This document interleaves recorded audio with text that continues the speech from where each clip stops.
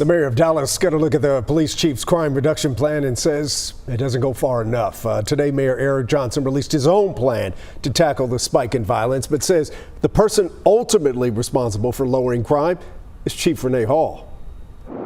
Jeremy Hunt knows the place he runs at is an area many run from. They've done surveys of the water and they've found bodies in it before.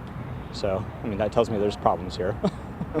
The Bachman Lake area just north of Love Field is one of the dark blue squares here that have the highest concentrations of violent crime in Dallas. It's included in Mayor Eric Johnson's task force on safe communities, a project he started after the murder of a 9-year-old girl last summer. Things that we could do without any intervention by the police at all to make our communities safer. There are 4 key recommendations released on Thursday, which include things like cleaning up vacant lots and improving lighting in high crime areas. These are ready to implement now. They just need to be funded.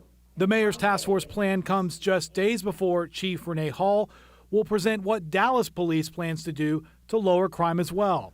Johnson says the chief's goal of 5% reduction in violent crime this year is not enough. Instead, he wants Hall to get Dallas back to at least 2018 crime levels. If we set low expectations for crime reduction in our city, we will almost certainly meet those expectations. They both need to work together.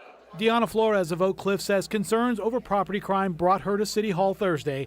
She likes what she's heard so far, but wants to see the recommendations in action. Right now, it's just plans on paper. Plans Jeremy Hunt says he's already looked at and questions if it will really make the area around his workout routine any safer. Lighting up an area is great, but that doesn't necessarily stop the demand for crime. I think it just might push it somewhere else. In Dallas, I'm David Goins.